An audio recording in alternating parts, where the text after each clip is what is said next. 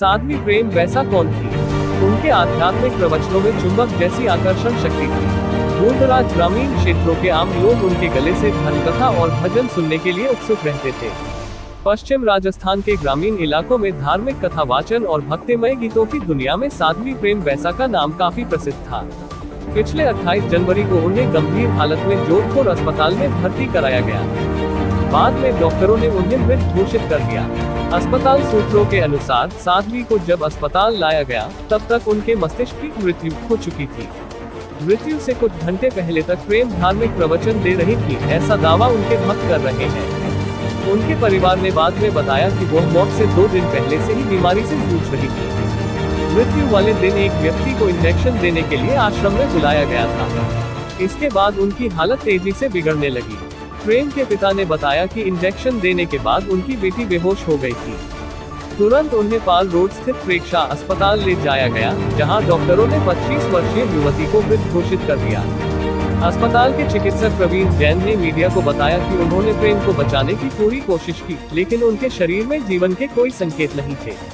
साध्वी के पिता ने डॉक्टरों को बताया कि उनकी बेटी को बुखार हुआ था। इसी वजह से एक कंपाउंडर, एक स्वास्थ्य कर्मी को आश्रम बुलाया गया।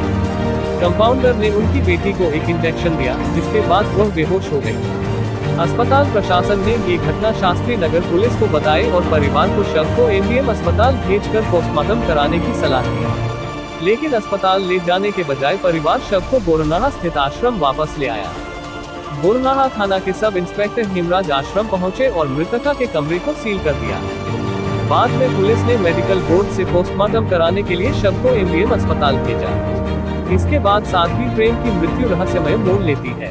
मृत्यु के लगभग 4 घंटे बाद रात 9:30 बजे प्रेम के सोशल मीडिया अकाउंट से एक पोस्ट डाली गई। इसे कई लोग डिजिटल सुसाइड नोट भी कह रहे हैं। पोस्ट में लिखा था, मैं सनातन धर्म के प्रचार के लिए हर पल जी रही हूँ। अपने पूरे जीवन में मुझे आदि जगत गुरु शंकराचार्य, विश्व के योग गुरु और श्रद्धेय साधु संतों का आशीर्वाद मिला है।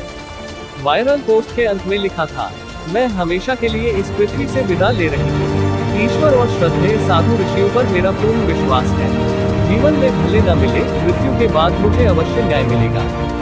ये पोस्ट सामने आते ही आध्यात्मिक प्रचारक की मौत का रहस्य और गहरा हो गया। कई भक्तों का दावा है कि ये पोस्ट उनकी मृत्यु के बाद अपलोड किया गया।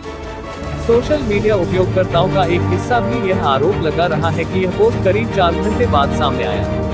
कोई हैकिंग या किसी बड़ी साजिश से भी इनकार नहीं कर रहा। साध्वी प्रेम वैसा बालोतरा जिले के पारेऊ गांव की रहने वाली थी। उनके पिता वीरमनाथ वैसा ट्रक चालक थे और माता आमरू वैसा गृहिणी थी। माता की मृत्यु के बाद पिता उन्हें जोधपुर के गुरु कृपा आश्रम ले आए। वीरमनाथ भी आध्यात्मिक संसार से जुड़ने लगे। आध्यात्मिक जगत में कदम रखने से पहले प्रेम ने अपने पिता से दीक्षा ली थी।